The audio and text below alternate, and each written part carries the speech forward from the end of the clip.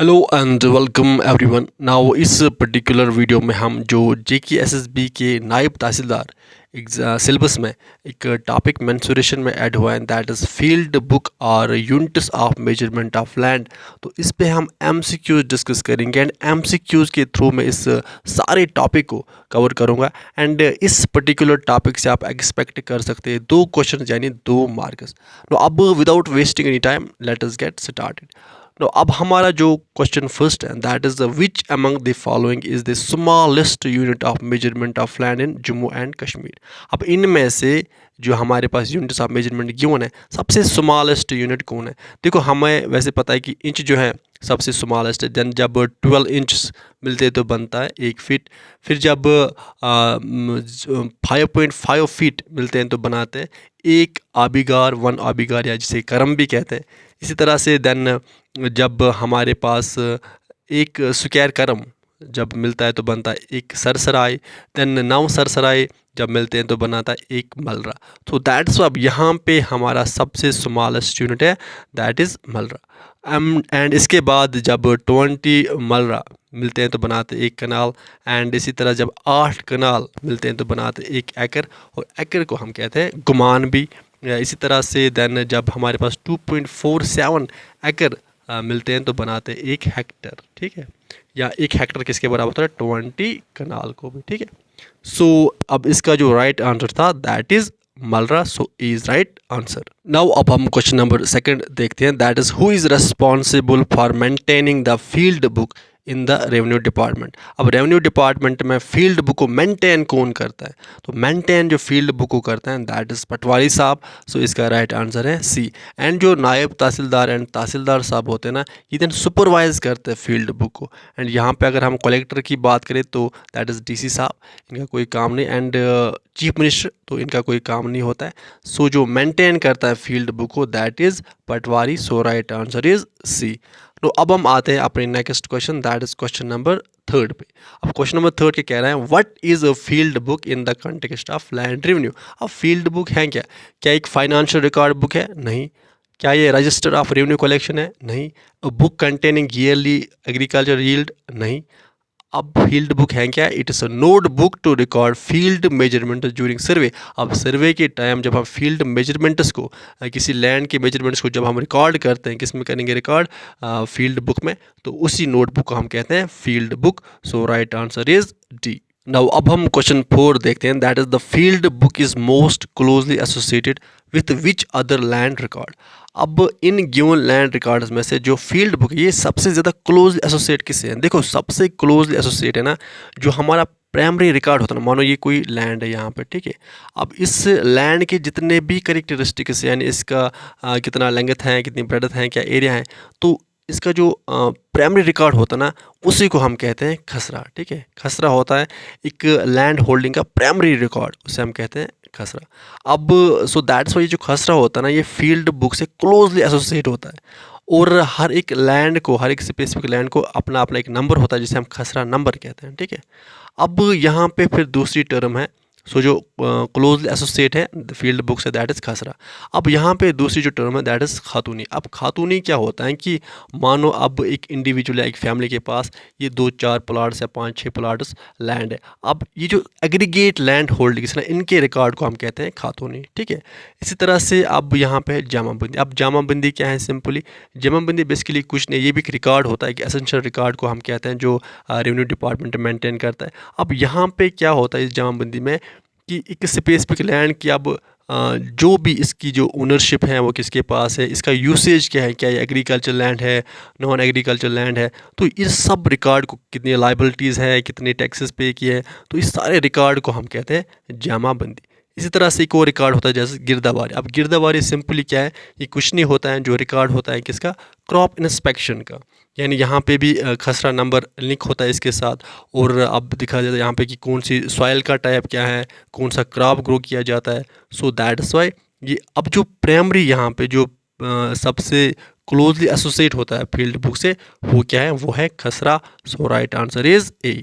Now अब हम question number 5 देखते हैं। Field book is maintained during which of the following operations. अब फील्ड बुक को मेंटेन कब किया जाता है? दैट इज़ हार्वेस्टिंग के टाइम नहीं, रेवेन्यू रिकवरी के टाइम नहीं, टू रिकॉर्ड मार्केट प्राइस नहीं, तो सेटलमेंट के टाइम फील्ड बुक को मेंटेन किया जाता है। सो इसका राइट आंसर है ए।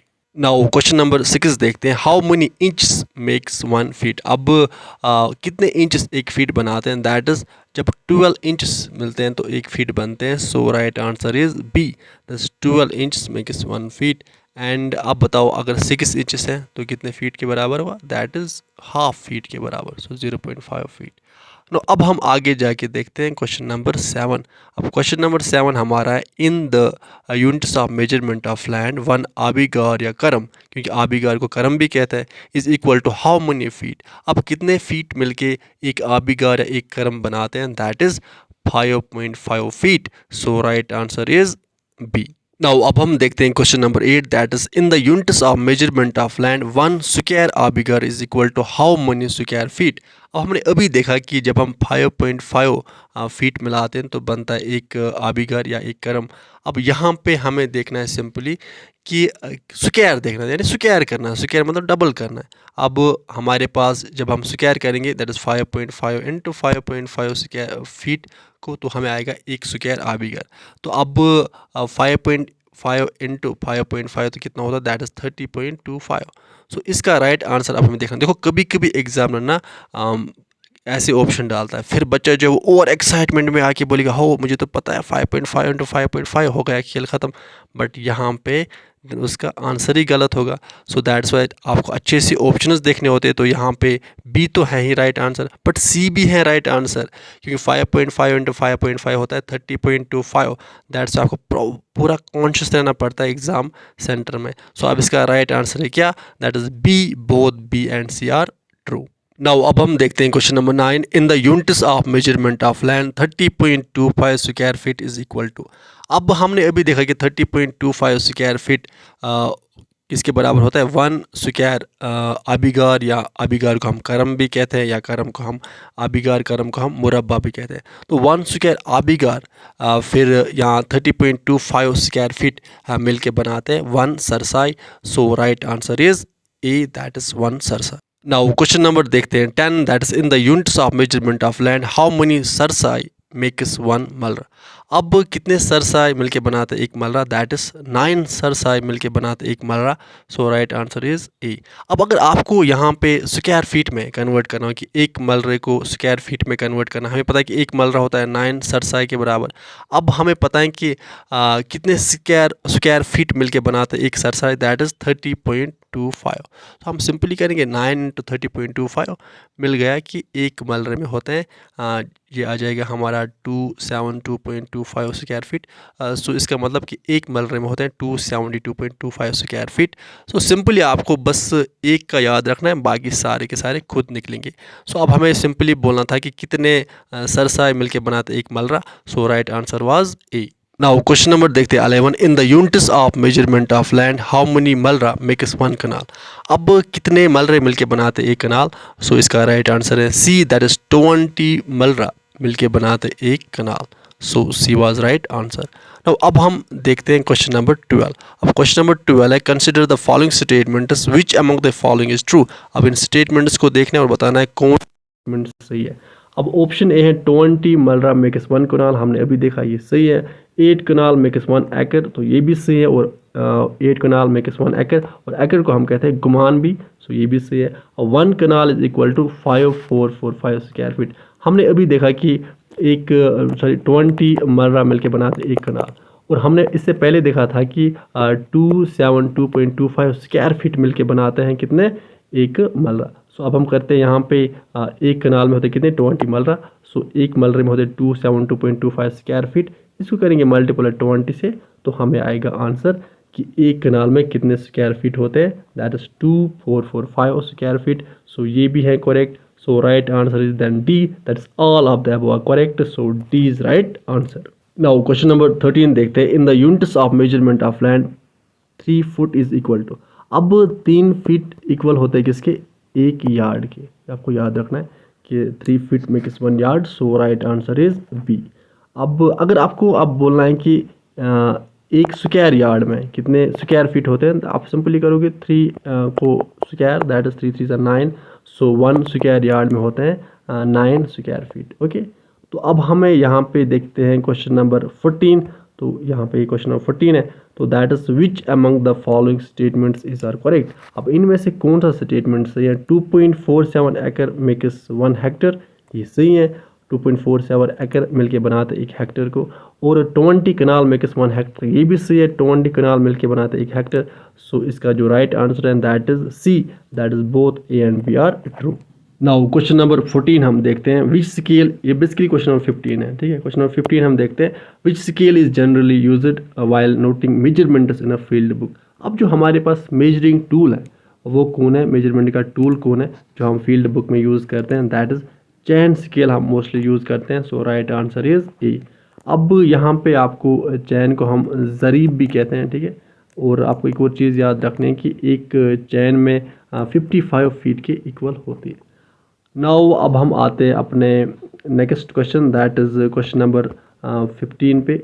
बेसिकली क्वेश्चन नंबर 16 है। सो अब ये जो क्वेश्चन है that is which of the following units of measurement is not generally used in Jammu and Kashmir. अब इन यूनिट्स ऑफ मेजरमेंट्स में से जम्मू एंड कश्मीर में से स्पेसिफिकली कौन सा मेजरमेंट यूज़ नहीं होता है। कनाल भी होता है, मलरा भी होता है, एकड़ भी होता है।